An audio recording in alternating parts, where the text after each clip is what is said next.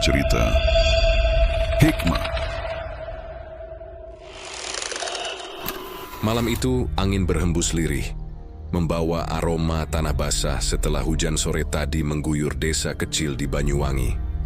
Suasana sepi, hanya terdengar suara jangkrik yang bersahutan di kejauhan. Sugeng duduk di kursi kayu reot di depan rumahnya yang sederhana, menatap ke kejauhan dengan tatapan kosong. Di dalam rumah, Sulastri sedang menidurkan Yuni dan Yuli, dua buah hati mereka yang masih kecil.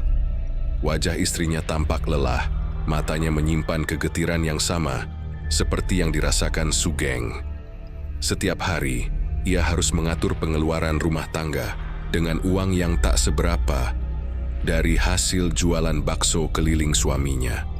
Beras semakin menipis, hutang semakin menumpuk, dan impian untuk memberikan kehidupan yang layak bagi anak-anak mereka terasa semakin jauh. Sugeng menghela napas panjang, mengusap wajahnya yang penuh keringat.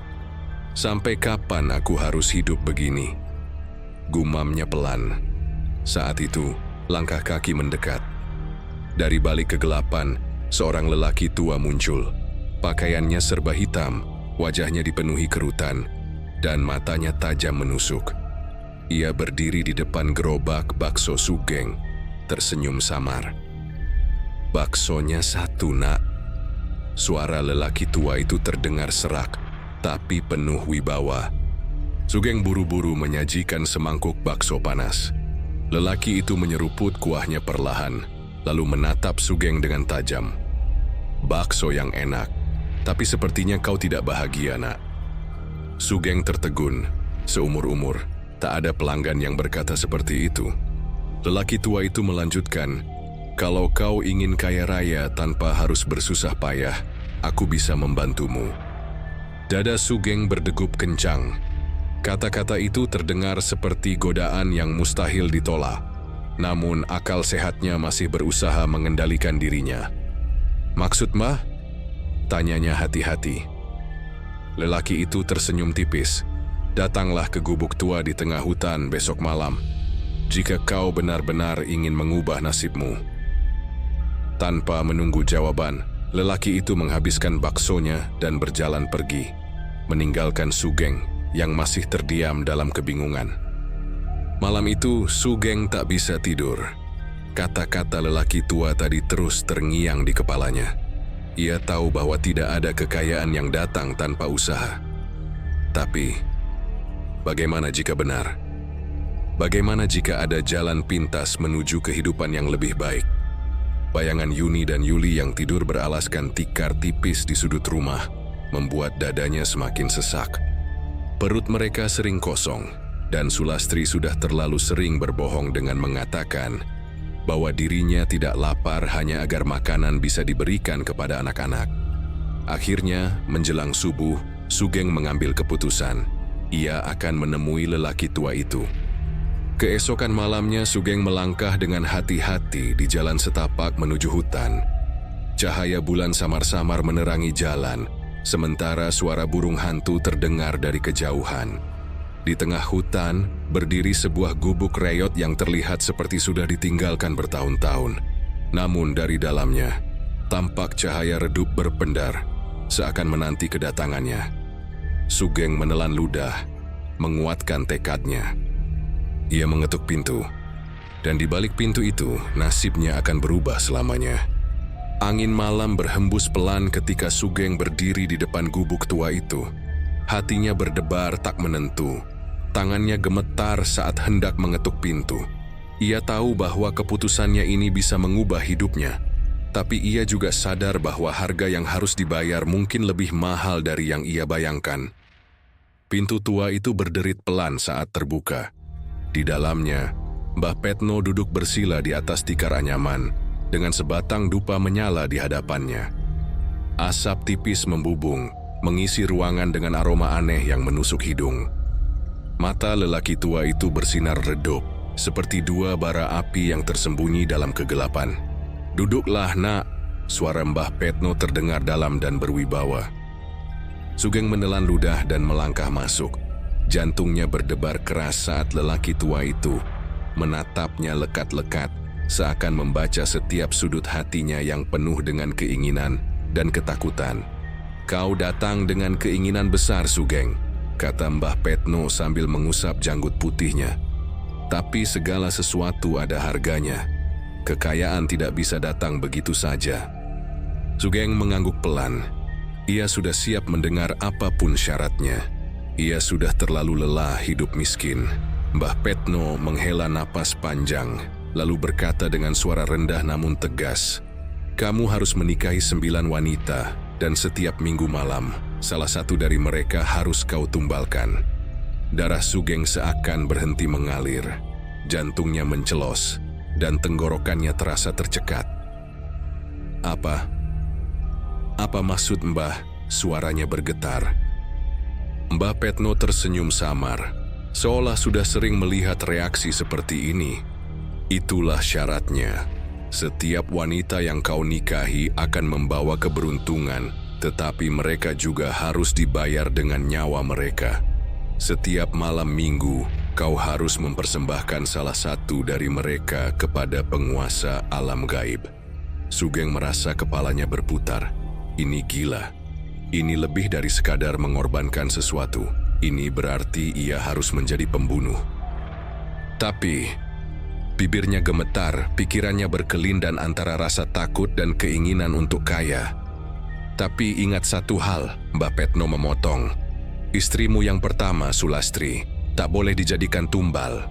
Jika kau melanggarnya, seluruh kekayaan yang kau dapatkan akan lenyap seketika, dan nyawamu akan menjadi gantinya." Sugeng terdiam. Bayangan Sulastri muncul dalam benaknya. Wanita yang selalu setia mendampinginya, yang telah bertahan dalam susah payah tanpa mengeluh. Namun, bersamaan dengan itu, ia juga membayangkan hidup dalam kemewahan. Tidak perlu lagi bersusah payah berjualan bakso keliling. Tidak perlu lagi melihat anak-anaknya tidur dalam kelaparan.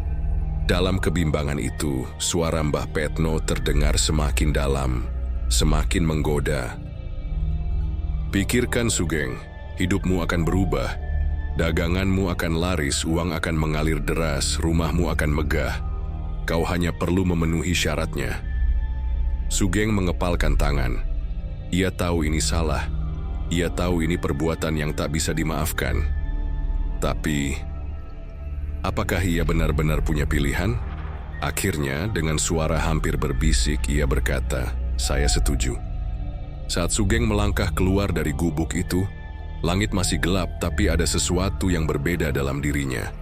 Ada sesuatu yang terasa mengalir dalam nadinya, sebuah energi asing yang belum pernah ia rasakan sebelumnya. Pagi harinya ketika ia mendorong gerobak baksonya ke pasar, sesuatu yang aneh terjadi.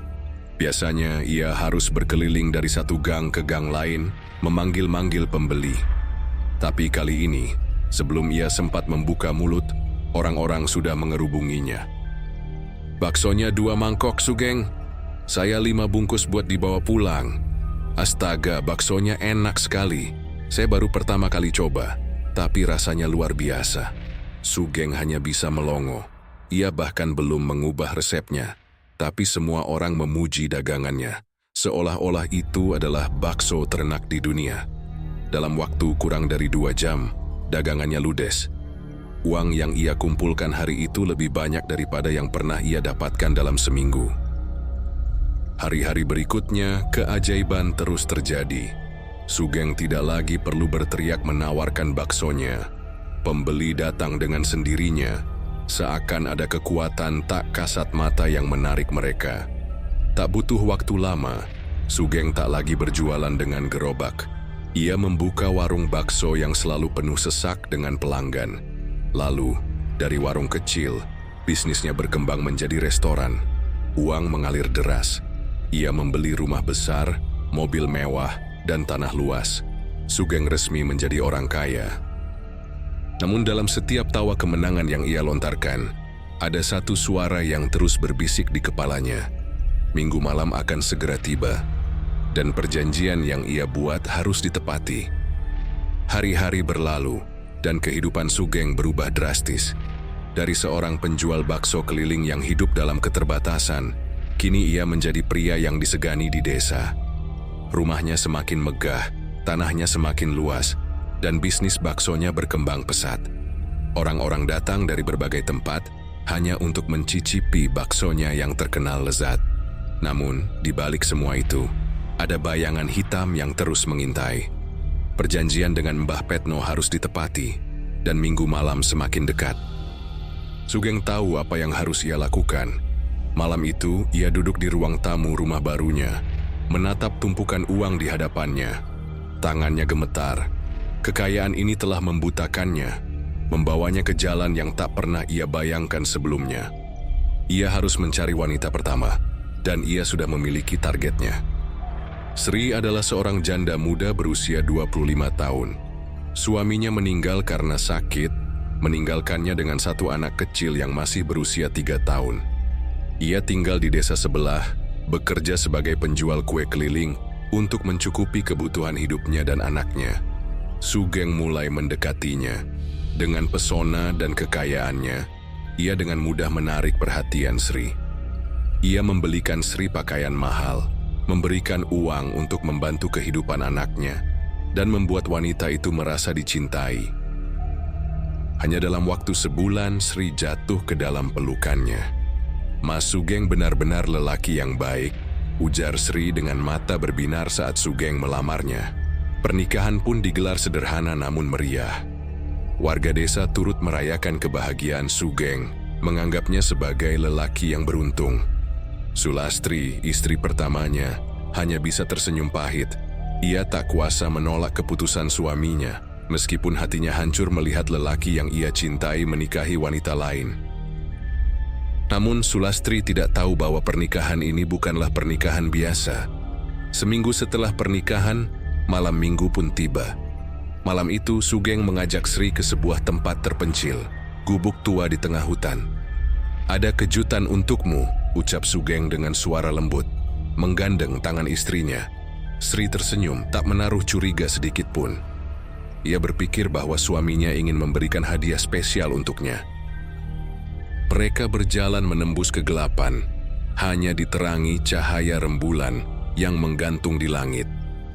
Angin berhembus dingin, membawa bisikan samar dari pepohonan yang bergoyang.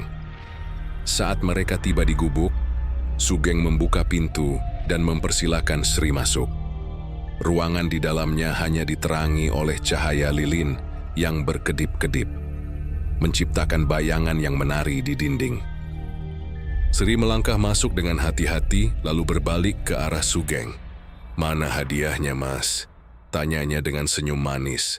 Namun, yang menyambutnya bukan hadiah, melainkan sebatang pisau tajam yang berkilat di tangan Sugeng. Sebelum Sri sempat berteriak, Sugeng menutup mulutnya dengan tangan kiri, sementara tangan kanannya menghunuskan pisau itu ke tubuhnya. Sri meronta, matanya membelalak ketakutan, tapi Sugeng lebih kuat. Dengan setiap tikaman, ia merasakan sesuatu yang aneh dalam dirinya. Sebuah kekuatan yang semakin menguasai jiwanya. Saat tubuh Sri melemah dan akhirnya terkulai tak bernyawa, Sugeng terduduk, napasnya memburu.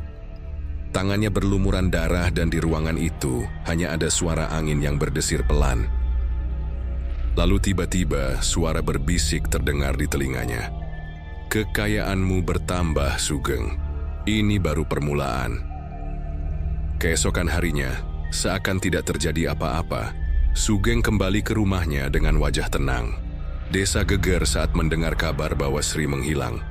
Beberapa warga mencoba mencarinya, tapi tidak ada jejak yang ditemukan. Mereka mengira Sri pergi meninggalkan desa tanpa pamit. Sugeng hanya tersenyum tipis mendengar desas-desus itu. Hari demi hari berlalu, dan keajaiban kembali terjadi. Bisnisnya semakin berkembang. Orang-orang dari luar desa mulai berdatangan, ingin mencicipi baksonya. Sugeng membeli lebih banyak tanah, membangun rumah-rumah megah, dan menjadi orang paling terpandang di desa. Ia dikenal sebagai pria kaya yang dermawan, sering membantu warga yang kesulitan. Namun tidak ada yang tahu rahasia kelam yang tersembunyi di balik hartanya. Dan yang lebih mengerikan lagi, Sugeng tahu bahwa ini baru awal dari segalanya. Masih ada 8 pernikahan yang harus dilakukan. Masih ada 8 nyawa yang harus dikorbankan. Waktu terus berjalan. Bulan demi bulan berlalu dan Sugeng semakin tenggelam dalam perjanjiannya yang gelap. Setelah Sri, ia menikahi wanita lain. Lalu satu lagi, dan satu lagi. Setiap wanita yang dinikahinya selalu jatuh dalam pesonanya. Pesona seorang pria kaya yang dermawan dan perhatian. Sugeng tahu bagaimana cara memenangkan hati mereka. Ia memberikan kemewahan yang belum pernah mereka rasakan, menjanjikan masa depan yang bahagia, dan membuat mereka merasa seperti ratu dalam kehidupannya. Namun mereka semua bernasib sama. Setiap minggu malam, Sugeng membawa istrinya yang baru ke gubuk tua di tengah hutan. Dan di sana, dalam gelap dan sunyi, ia mengakhiri nyawa mereka. Tangannya semakin terbiasa dengan pisau. Awalnya, ia gemetar dan mual, tapi lama-lama semua itu menjadi rutinitas. Darah yang mengalir di tangannya kini terasa seperti bagian dari kehidupannya. Setiap nyawa yang melayang, setiap jeritan terakhir yang ia dengar, seakan menjadi musik yang mengantarkan kekayaannya ke tingkat yang lebih tinggi. Harta terus mengalir. Ia membeli lebih banyak tanah, sawah, dan peternakan.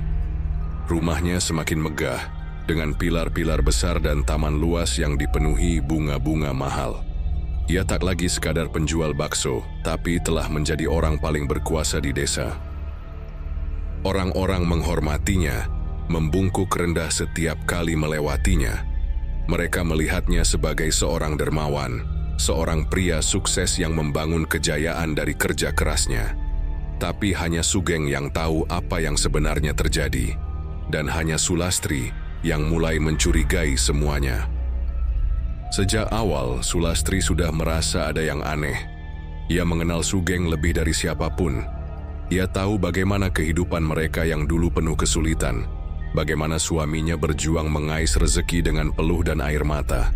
Namun tiba-tiba, dalam waktu singkat, semuanya berubah. Sugeng menjadi kaya mendadak. Bisnisnya berkembang pesat, uang seakan datang tanpa henti.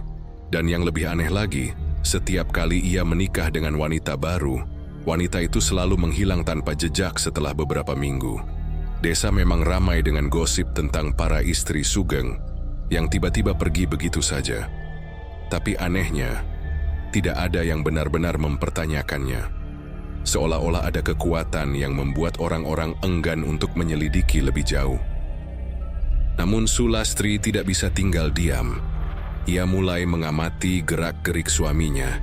Diam-diam, ia mendengar percakapan Sugeng dengan orang-orang tertentu. Melihat bagaimana setiap malam minggu suaminya selalu pergi ke suatu tempat. Ia ingin bertanya, ia ingin menuntut kebenaran, namun ia tahu Sugeng bukan lagi pria yang dulu ia kenal. Ada sesuatu yang berubah dalam dirinya, sesuatu yang gelap, sesuatu yang mengerikan. Jadi, ia memilih berpura-pura tidak tahu apa-apa. Sugeng tidak menyadari bahwa istrinya mulai menyelidikinya. Ia terlalu sibuk menikmati kekayaan dan kekuasaan yang terus bertambah. Seperti biasa, setiap bulan, ia menikahi wanita baru. Setelah Sri, ia menikahi Ratna, seorang gadis desa yang lembut dan polos. Ratna tidak pernah kembali setelah pernikahan mereka. Lalu ada Mawar, seorang janda kaya dari kota yang tergoda oleh pesona dan kekayaan Sugeng. Seminggu setelah pernikahan, ia juga lenyap. Kemudian, Lestari, gadis berusia 20 tahun yang terpesona oleh janji-janji manis Sugeng. Dan setiap kali ia melakukan tumbal, hartanya semakin berlipat ganda. Yoni tak lagi merasakan rasa bersalah. Tidak ada penyesalan. Hanya ada hasrat yang semakin membara. Hasrat untuk terus mendapatkan lebih banyak, dan lebih banyak lagi. Namun di tengah kegilaannya, ia tidak menyadari satu hal. Semakin banyak nyawa yang ia ambil, semakin besar bayangan yang mengikutinya. Setiap malam, saat ia tidur di ranjang empuknya yang mewah, ia mulai mendengar bisikan. "Sugeng, kau pikir kau bisa terus lari dari ini? Mereka akan kembali. Mereka akan mencarimu. Kau hanya boneka, dan waktumu semakin sedikit. Ia terbangun dengan keringat dingin, napas memburu. Namun, setiap kali pagi datang, ia mengabaikan semua itu. Ia tidak ingin percaya bahwa ada konsekuensi, tapi Sulastri tahu, dan ia semakin dekat dengan kebenaran. Suatu malam saat Sugeng tertidur lelap, Sulastri memberanikan diri untuk mengikuti suaminya ke gubuk tua di tengah hutan. Ia telah lama menunggu kesempatan ini. Dengan langkah hati-hati, ia menyelinap keluar rumah, mengikuti jejak suaminya yang baru saja pergi dengan istri barunya. Jantungnya berdegup kencang saat ia melihat Sugeng berdiri di depan gubuk, menyalakan beberapa lilin, dan mengeluarkan sesuatu dari dalam sakunya, sebuah pisau tajam yang berkilauan di bawah cahaya bulan. Dan di sanalah, ia melihat segalanya. Bagaimana suaminya dengan tenang menikam istrinya sendiri. Bagaimana darah mengalir membasahi tanah. Bagaimana tubuh wanita itu perlahan-lahan kehilangan nyawa. Dan di sekitar mereka, bayangan hitam mulai berputar-putar, seolah menari dalam kebahagiaan. Sulastri menutup mulutnya dengan tangan, menahan jeritan yang hampir keluar. Air matanya mengalir deras. Ia ingin berlari, ia ingin menjerit, ia ingin menghadapi Sugeng dan menuntut jawaban. Tapi Sunya Tudiu bahwa jika Sugeng tahu ia telah melihat semuanya, maka ia akan menjadi ancaman, dan ia tidak bisa mengambil risiko itu. Jadi, dengan napas tertahan, ia berbalik dan pergi. Namun saat ia menjauh, ia mendengar sesuatu. Sebuah suara berbisik tepat di telinganya. Kau juga akan menjadi bagian dari ini, Sulastri. Mata Sulastri membelalak. Ia merasakan sesuatu yang dingin merayapi punggungnya. Ia berlari sekuat tenaga kembali ke rumah. Jantungnya hampir melompat keluar dari dadanya. Kini, ia tahu satu hal. Ia tidak bisa tinggal diam. Ia harus menghentikan ini sebelum semuanya terlambat. Sulastri berlari sekuat tenaga. Napasnya memburu, jantungnya berdegup kencang. Ia baru saja melihat sesuatu yang tidak seharusnya ia lihat. Suaminya, Sugeng, membunuh istrinya sendiri sebagai tumbal untuk pesugihan. Begitu tiba di rumah, ia buru-buru masuk dan menutup pintu. Berusaha menenangkan diri. Tubuhnya gemetar hebat, keringat dingin mengalir di pelipisnya. Ia harus berpikir, harus melakukan sesuatu. Tapi sebelum ia sempat mengatur napas, suara langkah kaki mendekat. Sulastri menoleh. Di ambang pintu berdiri Sugeng. Matanya tajam, gelap, dan penuh dengan sesuatu yang tidak bisa Sulastri definisikan. Bukan amarah, bukan kebingungan, melainkan kegelapan yang mencekam. Kamu melihat semuanya, ya? Suara Sugeng pelan, tapi dingin. Sulastri mundur perlahan, punggungnya menempel pada dinding. Sugeng, aku... Sugeng berjalan mendekat. Wajahnya tetap tenang, tapi aura di sekelilingnya terasa mengancam. Aku tidak ingin menyakitimu, Sulastri, katanya pelan. Tapi aku juga tidak bisa membiarkanmu bicara. Air mata menggenang di mata Sulastri. Sugeng, apa yang terjadi padamu? Kau bukan pria yang aku kenal. Sugeng menyeringai tipis. Aku adalah pria yang sama. Hanya saja sekarang aku punya sesuatu yang lebih besar, kekayaan, kekuasaan. Semua yang aku inginkan ada dalam genggamanku. Sulastri menggeleng, hatinya sakit melihat pria yang dulu ia cintai berubah menjadi monster. Tapi dengan cara seperti ini, dengan mengorbankan nyawa orang lain. Sugeng menghela napas lalu mendekatkan wajahnya ke arah Sulastri. Dengar baik-baik, aku tidak akan membunuhmu. Kau adalah istri pertamaku, satu-satunya yang Mbah Petno larang untuk kusentuh. Tapi jika kau berani membuka mulut, aku pastikan anak-anak kita yang akan menjadi gantinya. Mata Sulastri membelalak. Sugeng tersenyum dingin. Jadi sekarang kau punya pilihan diam dan kita tetap hidup dalam kemewahan. Atau bicara, dan aku akan pastikan Yuni dan Yuli menghilang tanpa jejak. Sulastri menahan napas. Tubuhnya kaku ketakutan. Ia tahu Sugeng tidak main-main. Maka dengan suara bergetar, ia akhirnya berkata, "Aku tidak akan bicara, Sugeng. Aku bersumpah." Sugeng tersenyum puas. "Bagus." Lalu ia berbalik, melangkah pergi dengan tenang, meninggalkan Sulastri yang terduduk lemas, hatinya hancur dalam ketakutan dan keputusasaan. Namun, dalam hatinya, Sulastri tahu ia tidak bisa tinggal diam. Ia harus mencari cara untuk menghentikan ini. Setelah 8 wanita menjadi korban, Sugeng menikahi istri terakhirnya, seorang gadis bernama Nunung. Berbeda dari wanita lain, Nunung bukanlah gadis biasa. Ia cerdas, berhati-hati, dan memiliki insting tajam. Sejak awal, ia merasa ada yang aneh dengan suaminya. Mengapa Sugeng menikah begitu cepat setelah kehilangan istri-istri sebelumnya? Mengapa tidak ada satupun dari mereka yang pernah kembali? Dan mengapa setiap malam minggu, Sugeng selalu pergi tanpa memberitahunya? Nunung tidak bodoh. Ia mulai memperhatikan setiap gerak-gerik Sugeng. Ia melihat bagaimana pria itu selalu berbicara sendiri di malam hari. Bagaimana matanya sering terlihat kosong dan gelap. Ia tahu ada sesuatu yang disembunyikan Sugeng. Dan ia berniat untuk mengetahuinya. Suatu malam, saat Sugeng keluar dari rumahnya menuju hutan, Nunung diam-diam mengikutinya. Dengan langkah hati-hati, ia menyusup di antara pepohonan, memastikan agar suaminya tidak menyadari keberadaannya. Semakin dalam ke hutan, udara semakin dingin dan mencekam. Angin berhembus pelan, membawa bisikan yang terdengar seperti suara-suara samar. Lalu, Nunung melihatnya. Sugeng berdiri di depan gubuk tua, berbicara dengan seseorang. Seorang lelaki tua berpakaian hitam, berambut panjang, dengan mata yang tampak seperti tidak memiliki bola mata. Nunung menahan napas, bersembunyi di balik pohon, mendengarkan percakapan mereka. "Ini sudah istri ke-9, kata Sugeng. "Setelah ini semuanya selesai, kan?" Mbah Petno tertawa kecil. "Benar, Sugeng, kau hanya perlu menumbalkan dia. Dan kau akan mendapatkan kekayaan yang tak terbatas. Hidup abadi dalam kemewahan." Nunung membelalak. Ia yang akan menjadi tumbal terakhir. Tangannya mengepal. Ia harus melakukan sesuatu. Ia tidak bisa berdiam diri dan membiarkan dirinya menjadi korban berikutnya. Namun sebelum ia bisa berbalik untuk pergi, tiba-tiba, "Siapa di sana?" Suara Sugeng menusuk ke heningan malam.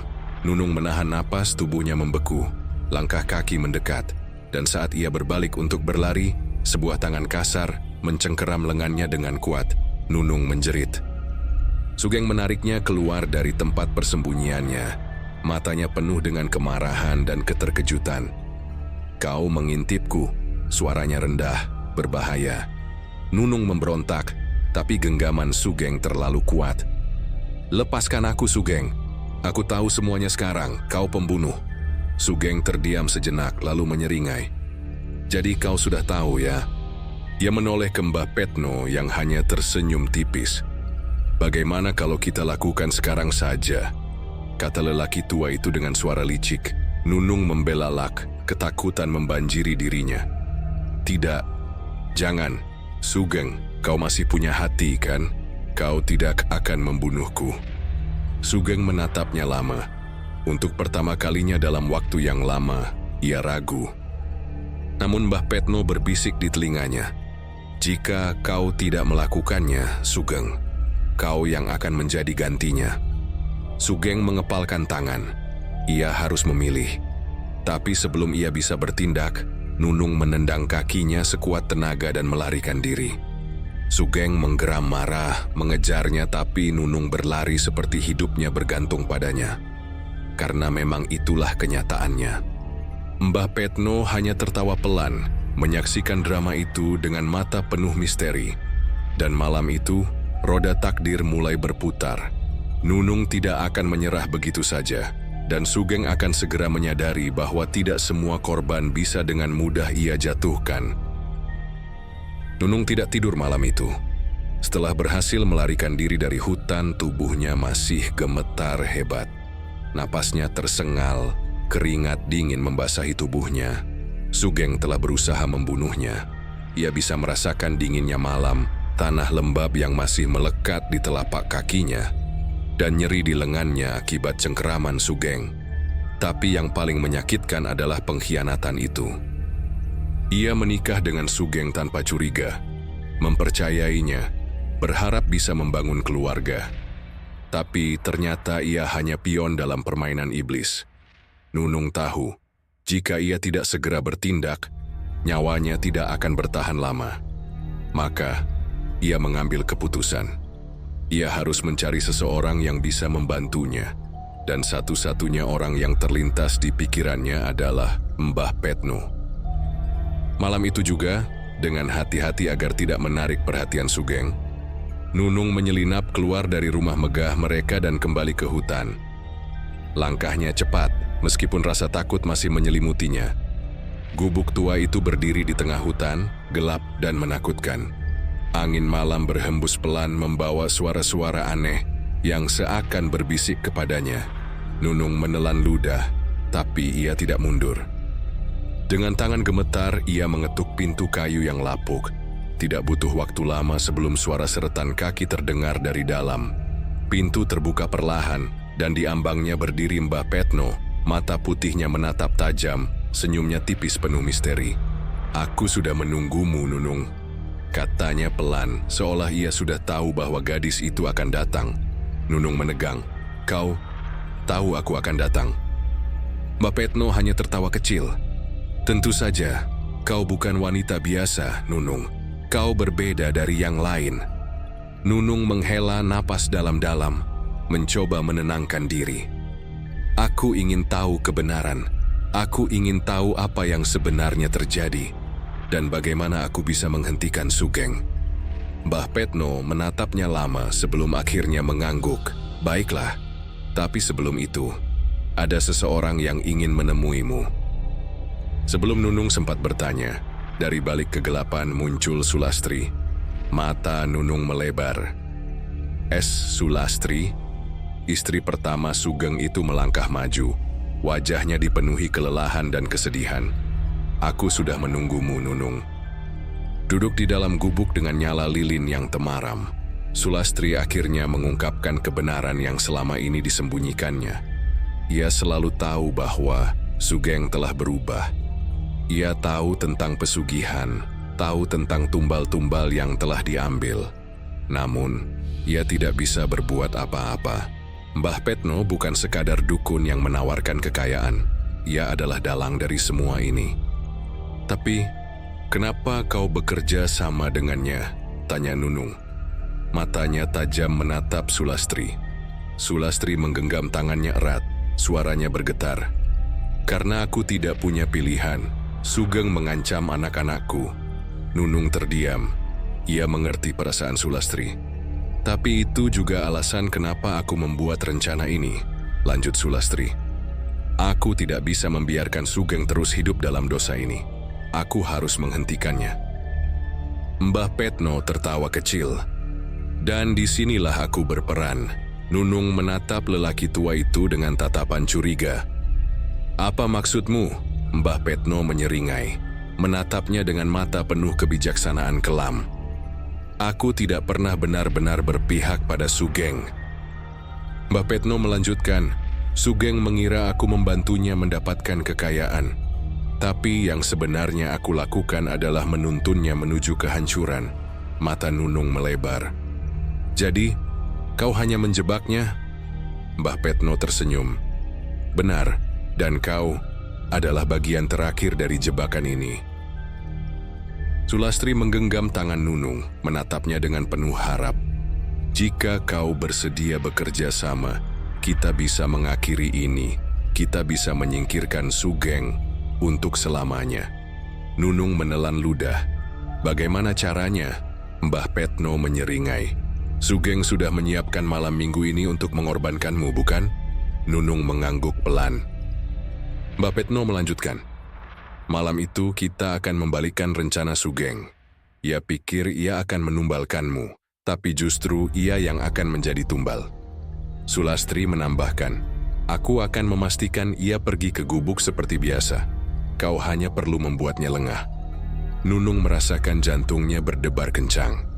Dan setelah itu, Mbah Petno mendekat, berbisik dengan suara dingin. Aku akan mengambil jiwanya. Nunung kembali ke rumah dengan perasaan bercampur aduk. Ia takut, tapi ia juga marah. Sugeng telah mencoba membunuhnya. Ia telah membunuh 8 wanita lain. Ia telah menghancurkan hidup banyak orang. Kini, giliran Sugeng yang merasakan ketakutan. Malam itu, ia berpura-pura seperti tidak tahu apa-apa. Ia tersenyum pada Sugeng, bertindak seolah masih istri yang setia. Sugeng tidak curiga sedikit pun. Ia bahkan menyiapkan perjalanan ke hutan seperti biasa. Saat malam minggu tiba, Sugeng mengajak Nunung berjalan ke arah gubuk tua. Ia berbicara dengan manis, menggenggam tangannya erat, seolah ingin membuatnya merasa nyaman sebelum maut menjemput. Namun Sugeng tidak tahu bahwa malam ini ialah yang akan mati. Dari kejauhan Sulastri dan Mbah Petno sudah menunggu. Nunung berjalan di belakang Sugeng, mengikuti langkahnya menuju gubuk tua di tengah hutan, tempat di mana Sugeng telah mengorbankan 8 wanita sebelumnya. Malam ini, Sugeng tidak curiga sedikit pun. Ia percaya segalanya berjalan sesuai rencana. Namun, ia tidak tahu bahwa ini akan menjadi malam terakhirnya. Di balik bayangan pepohonan, Sulastri dan Mbah Petno sudah bersiap. Mereka menunggu momen yang tepat untuk menjebaknya. Nunung menggenggam erat pisau yang tersembunyi di balik bajunya.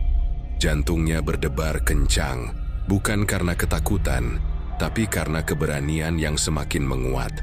Malam ini, ia bukan korban. Malam ini, ia adalah Algojo.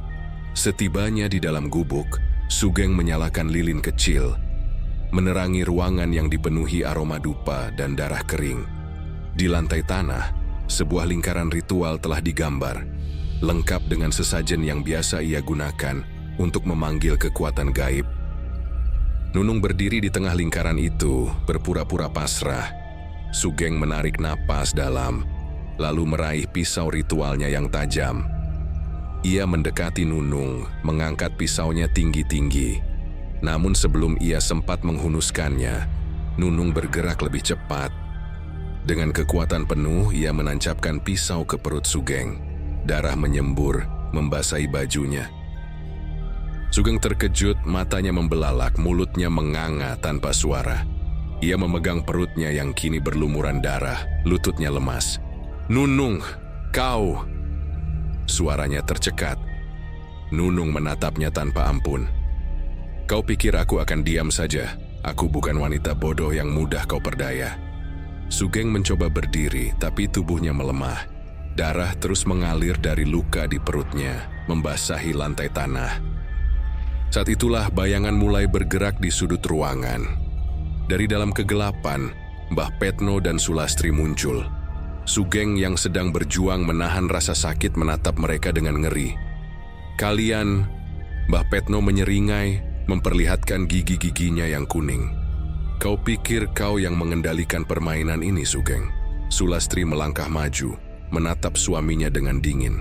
"Kau hanya pion dalam permainan ini, dan sekarang giliranmu yang menjadi tumbal." Sugeng tersentak. Ia mencoba mundur, tetapi tubuhnya semakin melemah. Ia menatap Sulastri dengan sorot mata penuh kebingungan. "Sulastri, kau selama ini tahu?" Sulastri mengangguk perlahan. "Aku tahu semuanya, Sugeng. Aku tahu bagaimana kau membunuh 8 wanita tak berdosa demi kekayaanmu." Sugeng menggeleng lemah. Tapi aku melakukannya untuk kita." Sulastri mencibir. "Tidak, Sugeng. Kau melakukannya untuk dirimu sendiri. Kau haus kekayaan, kau haus kuasa. Kau tidak pernah peduli pada aku atau anak-anak kita." Mbah Petno mulai menggumamkan mantra kuno. Angin dingin berputar di dalam gubuk, membuat api lilin berkedip-kedip. Bayangan hitam merayap di dinding, membentuk sosok-sosok mengerikan yang seakan bersiap menjemput Sugeng. Sugeng mulai gemetar. Tidak, ini tidak mungkin. Nunung menatapnya dengan tajam. Kau ingin kekayaan tanpa batas, Sugeng. Maka nikmatilah akhir dari keserakahanmu. Tubuh Sugeng mulai membusuk dengan cepat. Dagingnya mencair seperti lilin yang meleleh. Tulangnya menghitam, sementara dari mulutnya keluar suara jeritan, menyayat yang menggema di seluruh hutan. Ia meronta-ronta, mencoba melawan, tetapi tidak ada yang bisa menyelamatkannya. Mbah Petno tertawa dingin, sementara Sulastri dan Nunung menyaksikan dengan ekspresi tanpa belas kasihan. Perlahan, tubuh Sugeng menghilang dalam pusaran bayangan, meninggalkan hanya noda darah di tanah yang berbau busuk. Semuanya berakhir, atau setidaknya, itulah yang mereka pikirkan. Setelah kematian Sugeng, kekayaan yang ia tinggalkan tetap bertahan. Mbah Petno mengambil alih harta tersebut, menikahi Sulastri dan Nunung. Mereka hidup dalam kemewahan yang lebih besar, menjadi orang paling berpengaruh di desa. Namun, kedamaian itu tidak berlangsung lama. Beberapa warga desa mengaku melihat bayangan Sugeng berkeliaran di malam hari. Kadang, terdengar suara langkah kaki di sekitar rumah mewah mereka. Kadang suara tawa Sugeng terdengar samar di kegelapan. Lalu, suatu malam saat Nunung sedang duduk sendirian di kamarnya, sebuah suara berbisik di telinganya. Aku belum selesai dengan kalian. Dan dengan begitu, kutukan pesugihan belum berakhir. Terima kasih buat teman-teman yang sudah menonton video ini sampai habis. Semoga bisa dipetik pelajaran dari video kita ini. Saya selaku admin Cerita Hikmah, mengucapkan mohon maaf jika ada kesalahan dari kami. Jangan lupa dukung channel kami dengan cara like, komen, share, dan subscribe. Nyalakan juga lonceng notifikasinya. Kita bertemu di video berikutnya.